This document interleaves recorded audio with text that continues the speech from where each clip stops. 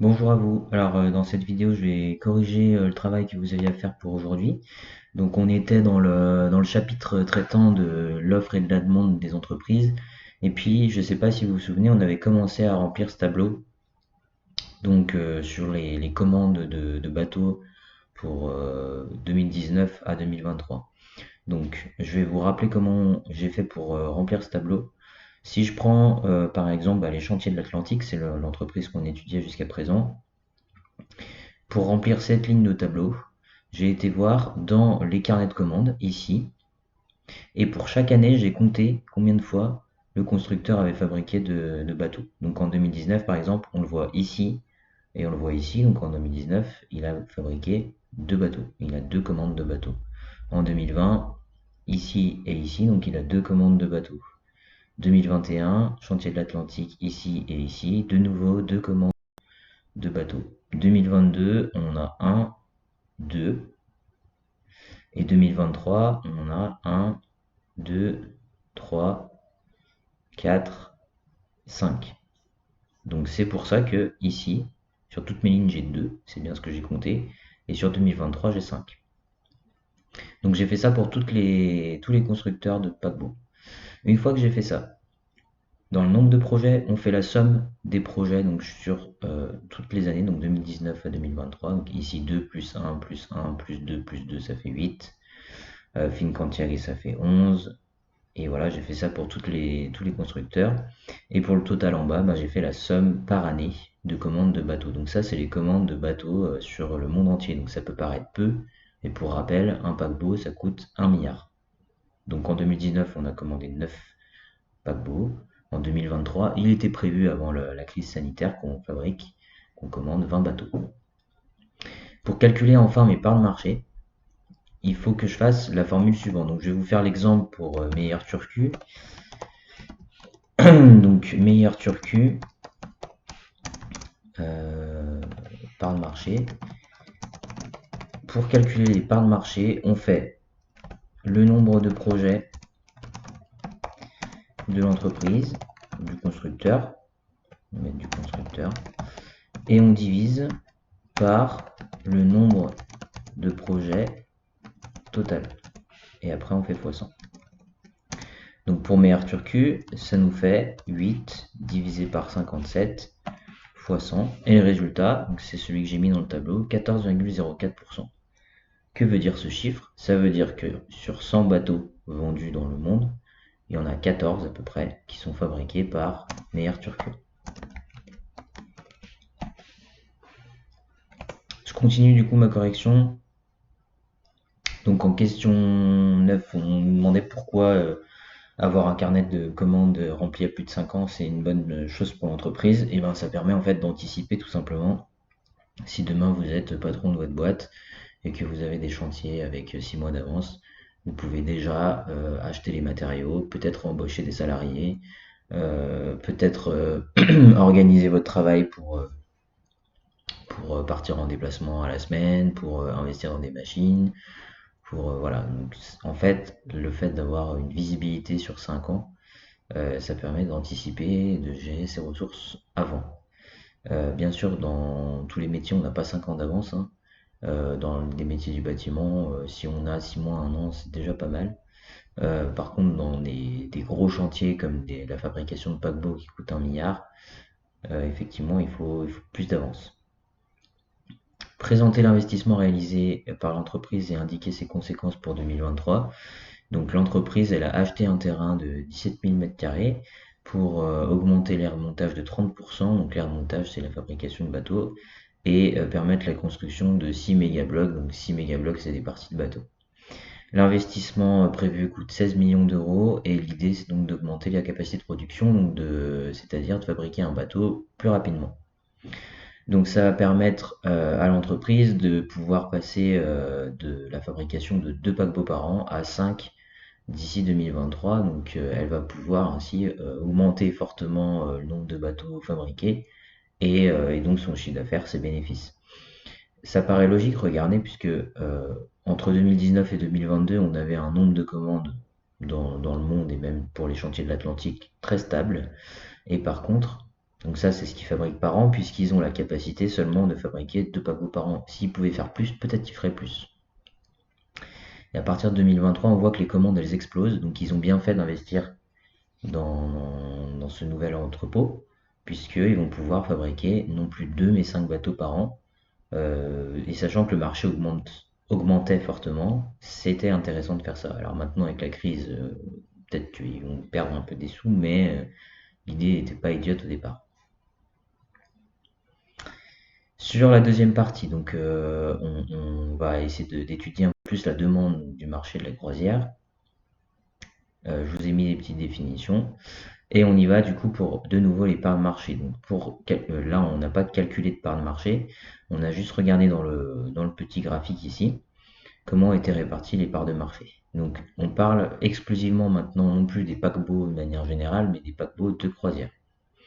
Le premier acteur des paquebots de croisière, c'est Carnival. Il a 50% de parts de marché. Ça veut dire que 50 sur 100 bateaux de croisière qui naviguent dans le monde, il y en a la moitié qui sont des Carnival. 1 sur 2. Royal Caribbean à 24%, Norwegian Cruise Line 9% et MSC Croisière, Cruise c'est croisière en anglais, 7%. Ce qui fait un poids total sur le marché. Donc pour faire ça, j'ai fait simplement la somme de mes parts de marché ici. Donc on voit que dans le marché de la croisière, il y a principalement 4 acteurs. Et même principalement un acteur et 3 autres suiveurs, on va dire. Donc le croisiériste leader de son marché, c'est Carnival, on l'a déjà vu, et du coup, un navire sur 2 sur le marché est fabriqué par cette entreprise. Montrer que ce marché se porte bien jusqu'en 2017, donc là on a un petit peu des infos qui nous permettent de dire que le marché se porte bien. Première information, le nombre de navires qui est fabriqué, donc de navires de croisière, augmente fortement, enfin augmente, ça c'est ce qui est bleu foncé, c'est ce qui s'est passé, et ce qui est bleu clair, c'est des prospective, c'est-à-dire que c'est pas encore arrivé, mais on anticipe que potentiellement il y aura plus. Donc le marché il est en augmentation puisqu'on augmente le nombre de fabrications de navires. On voit qu'on augmente aussi le nombre de couchettes dans les navires. Donc au départ on avait 217 000 couchettes dans tous les navires qui circulaient. Maintenant on est plus de l'ordre de 483 et puis on espère augmenter encore sur les années à venir. Et le chiffre d'affaires mondial, bah regardez, il est passé de 23 milliards de dollars à 38 milliards. Donc c'est les ventes, ça. Donc on voit que le marché se porte bien parce que le nombre de commandes de navires augmente régulièrement, la capacité d'accueil de navires également.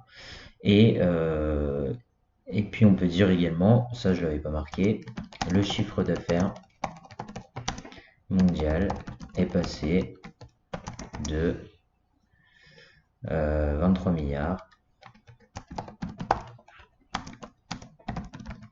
en 2007 à 38 milliards de dollars en 2017. Donc cela montre bien que la demande est présente et continue d'augmenter.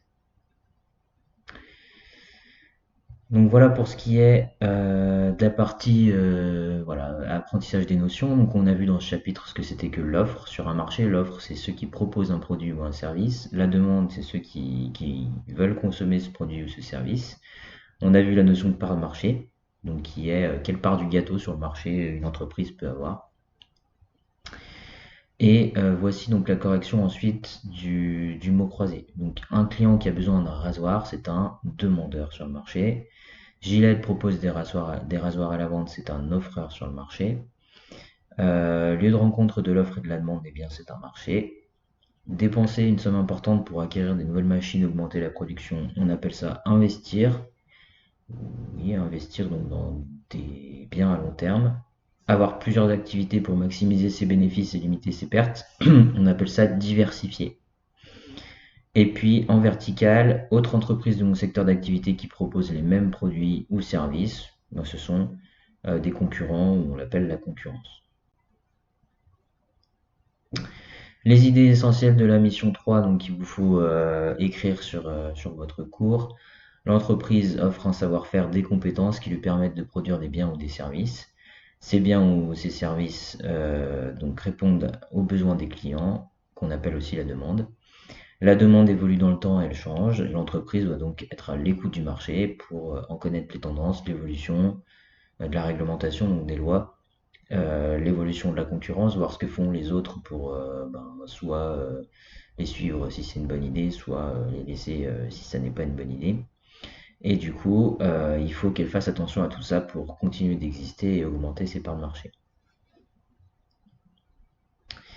Vous aviez une dernière application de synthèse qui n'était pas évidente. Non, c'était pas celle-ci. Pardon. Donc vous aviez une dernière application de synthèse à réaliser donc sur l'entreprise ArcelorMittal qui fabrique de l'acier et qui travaille notamment avec les chantiers de l'Atlantique.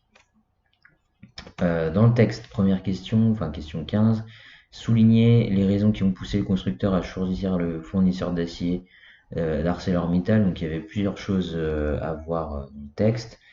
Euh, donc moi je peux pas souligner le texte, mais je vous l'écris, hein. Donc son acier est 100% européen et répond au cahier des charges du constructeur. Et voilà. Donc ça c'est le mot du texte, enfin la phrase du texte qu'il fallait souligner pour. Question 16. Formuler les attentes des chantiers de l'Atlantique vis-à-vis de leurs fournisseurs. Donc ce fournisseur-là, ArcelorMittal, les chantiers de l'Atlantique ont des attentes vis-à-vis d'eux, et notamment déjà livrer les produits dans les délais, c'est important pour pouvoir tenir ensuite les délais de fabrication des paquebots. Proposer les bonnes quantités et la qualité demandée donc sur l'acier qui est commandé. Et enfin, expliquer le choix des fournisseurs est important pour une entreprise. En fait, c'est important de bien choisir ses fournisseurs puisque toute la chaîne de production peut dépendre des fournisseurs. Donc en fait, si mon fournisseur ne me livre pas mon acier à temps, ça veut dire que je vais pas pouvoir fabriquer ma coque. Si je peux pas fabriquer ma coque, je peux pas faire ensuite l'étanchéité. Si je peux pas faire l'étanchéité, je peux pas faire l'aménagement intérieur, etc., etc., etc. Donc il suffit qu'il y ait un fournisseur qui soit en retard pour que tout le processus soit en retard. Il peut y avoir aussi d'autres raisons pour lesquelles il faut bien choisir son fournisseur. Ça peut être de vouloir préserver l'emploi dans un secteur géographique précis. Si on fait travailler des gens d'ici ou des gens en Roumanie, forcément l'impact sur l'emploi n'est pas le même. On peut aussi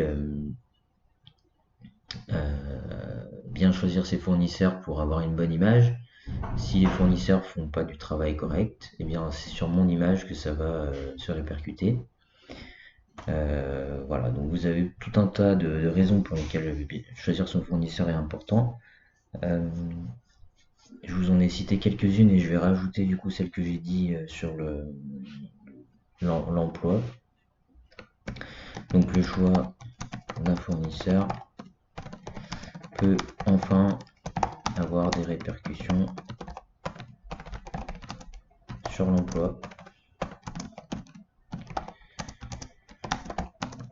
Si une entreprise fait travailler un fournisseur local, elle contribue à maintenir l'emploi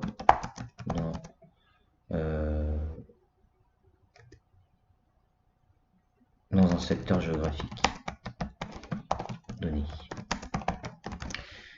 Voilà pour ce qui est de la partie course, j'espère que ça a été clair pour vous, que vous n'avez pas trop galéré à le faire pour ceux qui l'ont fait. Donc je considère que ça c'est vu et du coup je vous souhaite de bonnes vacances et je vous dis à la rentrée. À bientôt.